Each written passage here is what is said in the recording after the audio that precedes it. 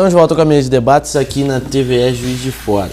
E o livro Aplausos para Cecília está em processo de lançamento e aborda um assunto delicado, o abandono na infância. Na obra, a escritora Sônia Mara usa a experiência da própria mãe, abandonada aos 7 anos de idade. Hoje você vai saber mais detalhes sobre esse livro, além de acompanhar uma conversa sobre as consequências desse abandono. Sônia Mara está aqui conosco hoje. Obrigado pela sua presença aqui na mesa de debates. Eu que agradeço. Eu gostaria que você explicasse para a gente como surgiu essa inspiração, né? Como essa ideia de contar justamente a história da sua mãe nesse livro. A inspiração já vem de muito tempo, né? Uma história que eu vivo dentro dela, né? Eu sempre ouvia a minha mãe comentando, a minha avó comentando pelos cantos. É uma história triste, mas o livro ficou muito bom. Aplausos para Cecília é muito real. A minha mãe foi abandonada aos 7 anos. A mãe dela saiu de casa para fugir com um amante. Você imagina essa história acontecendo há mais de 70 anos atrás. Minha mãe tinha uma bela vida, meu avô era sitiante, tinha uma bela casa, tinha gado, tinha plantações. E a minha avó resolveu arrumar um amante. Ela fugiu de casa, saiu de casa, deixou meu avô com as crianças. E meu avô não teve estrutura. Naquele tempo, o homem tinha que matar ou morrer quando era traído, né? Honra se lavava com sangue. E ele foi obrigado, ele não teve coragem para assumir os filhos foram jogados pelo mundo. Minha mãe tinha 7, a irmãzinha caçula dela tinha 3 aninhos, e o Antônio, o irmão dela, tinha 5 anos. Os 3 foram os mais prejudicados. Eu falo sobre as sequelas físicas e emocionais desse abandono. Eu falo principalmente sobre as consequências, né?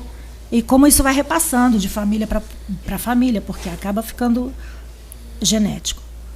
Eu queria ler uma página do meu livro para vocês, eu posso? Por favor. Eu vou dar continuidade ao belo assunto do senhor. Todas e quaisquer crianças precisam de colo, de proteção e de ensinamentos íntegros, honrados, honestos e descomplicados, para que tenham um futuro em paz, para que sintam em suas velhices, briosas e vencedoras, que valeu a vida, que valeu de verdade viver, para que entendam com simplicidade que a morte é apenas uma consequência natural de viver, para que sintam, sem dor nem pesar, que foram muito justas as suas histórias, que foram compensadoras suas passagens por aqui, por esse enigmático, estranho e espetaculoso universo chamado vida na Terra. Uma criança bem criada, bem educada, tenderá a respeitar-se, a sentir orgulho de si mesma, a ter autonomia, a ter autoestima, que é a base fundamental de uma boa qualidade de vida, do sucesso físico, emocional, profissional e financeiro de todo e qualquer ser humano. E, principalmente, tornar-se-á capaz de repassar aos seus filhos todos os bons e válidos ensinamentos que obtiveram de seus pais ou de seus educadores. E só se fosse assim, engrenar-se-ia nos procedimentos da humanidade, ininterrompidamente, a sequência natural do bem. Aos 7 anos de idade, os 7 anos de idade da menina chamada carinhosamente por todos, na ocasião, de Cecilinha, cujo nome de batismo completo era Cecília Augusta de Oliveira, foram seu divisor determinante de passado e de futuro. Aos 7 anos, a pequena Cecilinha foi covardemente abandonada por sua família. Sua mãe, minha avó Albertina, fugiu deixando para trás casa, marido e filhos, para seguir com seu amante. E o seu pai, o meu avô José Augusto, juntamente com seus irmãos maiores, não sabendo lidar com esse despautério, deixaram de ser família e jamais conseguiram ser as mesmas pessoas que eram. E a convivência com a sua mãe também influenciou, né, esse livro? Como que foi isso, justamente baseado na experiência dela? Você fala como? Não entendi a sua pergunta. Se foi difícil a minha convivência com ela? Isso, de que maneira a convivência com a sua mãe também influenciou, né, você escreveu o livro? Olha, sabe aquela pergunta? Você fica imaginando sempre como seria tudo se tudo não tivesse sido como foi? A minha mãe seria certamente outra mulher se ela não tivesse sido jogada no mundo, ela e os irmãos. Ela ficou passando de casa em casa, ela tinha uma agravante, ela era uma menina bonita e inteligente. Se ela fosse uma menina feia, porque ela foi escravizada. Se ela fosse uma menina feia, em qualquer casa que ela chegasse, ela ficava. Mas sendo uma menina bonita, ela era um risco para os meninos, para os filhos da casa, para os maridos das mulheres. Então, ela era passada. Uma pessoa que foi criada sem estudo, sem carinho, sem amor, sem proteção, você acha que fica como? Né? Então, ninguém dá o que não tem, nem ensina o que não sabe. Ninguém vai ser boa mãe. Ela foi a mãe que ela podia ser. Ela foi a mãe que ela conseguiu ser. Mas ninguém dá o que não tem, ensina o que não sabe, de jeito nenhum. A nossa Sônia, é realmente uma história muito triste, né? Real. Mas eu não... que você está revelando. E a sua mãe aí, quando teve esse abandono, ela morava numa zona rural, sim, na zona urbana? Essa história acontece numa grota lá no Melo.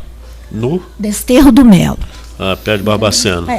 Mas o livro não é triste, não. Eu faço muitos apontamentos, eu faço muitas considerações, eu interrompo o livro com parênteses e eu não boto ela como vítima.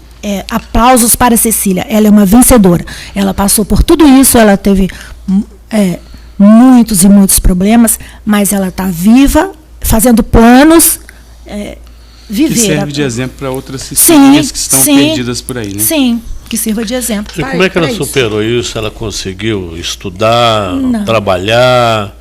Não, ela ficou de casa em casa, trabalhando como doméstica, trabalhando a troco de comida e alguma roupa, né, algum agradinho, e até conhecer meu pai.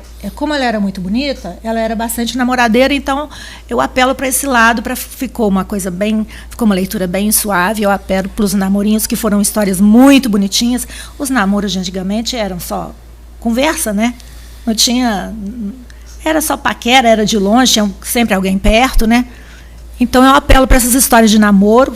Tem um capítulo que eu chamo de Amores Flutuantes, que eu conto todos os namorinhos que ela teve antes de conhecer meu pai. Aí casou, foi morar no Rio. E mãe teve 3 filhos lá, aí depois voltou para Minas.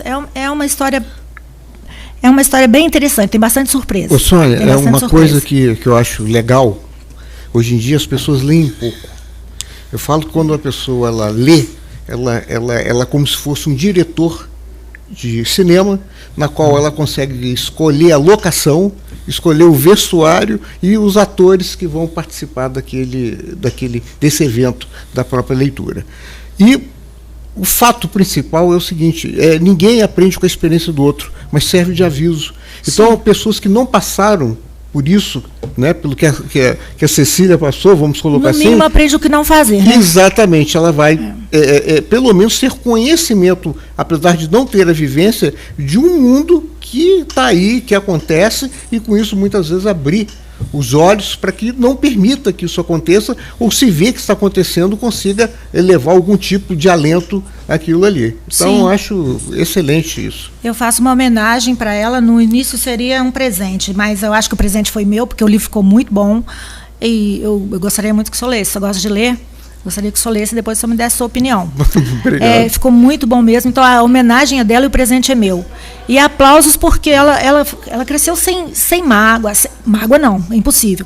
Mas sem rancor, sem sede de vingança, e sem se fazer de vítima, sabe? Ela não apelou para esse lado. Sônia, a verdade é que, além do abandono, né, no caso dela foi um abandono concreto, né, de uma mãe que largou a filha e o pai não teve como estrutura para manter. Sim, perdeu, né? Tudo, ele começou a beber. Hoje a gente sabe que, na verdade, às vezes a criança está dentro do lar, mas ela está abandonada do mesmo jeito, porque ela não tem a atenção que deveria ter. Exatamente. E até porque, eu acho muito interessante a sua colocação, porque boa parte, às vezes, se condena muito, às vezes, os pais, porque o meu pai não fez isso, mas às vezes os pais não foram preparados para isso.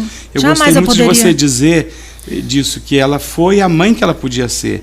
E muitas vezes a gente vê histórias de famílias em que a criança guarda um ressentimento dos pais sem levar em consideração o que foi a trajetória da história do pai. Então, você conhecer o pai, a mãe, a história da sua família, às vezes explica algumas coisas, né? Muita coisa, muita coisa. Posso continuar? Pode continuar, por favor. Eu queria só falar um pouquinho de cinema. Eu falo no livro do filme que a minha mãe viu, Os Perigos de Minhoca. Era um seriado americano, né, que passava em Prados. Aí eu falo da experiência dela a primeira vez que ela foi ao cinema. Bom, nós vamos para um rápido intervalo, nós vamos continuar nossa conversa com a Sônia Amara no próximo bloco, mas antes da gente ir para o intervalo, eu queria passar um recado para você. Você já imaginou se o seu bairro fosse um time de futebol? O Diário Regional não só pensou, como criou canecas personalizadas com escudos dos bairros de Juiz de Fora. É a promoção Bairros do Coração. Você junta 5 selos que vêm todos os dias nas páginas do diário e com mais R$10 você pode trocar pela sua caneca. Começa daqui, do bairro de Lourdes. São 20 bairros de todas as regiões da cidade para você escolher. Mostre que seu bairro tem a maior torcida e faça parte do time. Vamos para um rápido intervalo, voltamos já.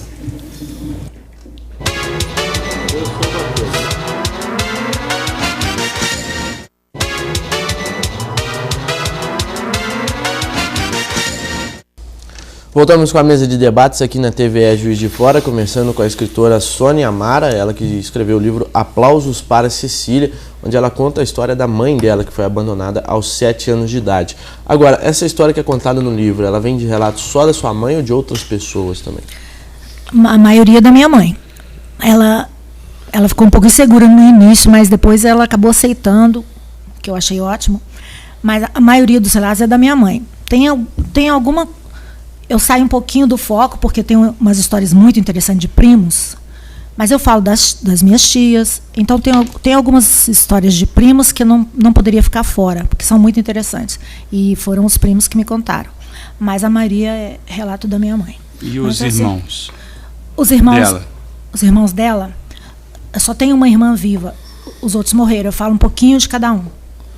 O que eu acho legal, pelo que você explanou para a gente aqui, apesar de ter um início de uma história triste, né, e é importante as pessoas verem como ela conseguiu superar isso. Sim. Senão você não estaria hoje aqui, né, dissertando sobre esse assunto com muita propriedade.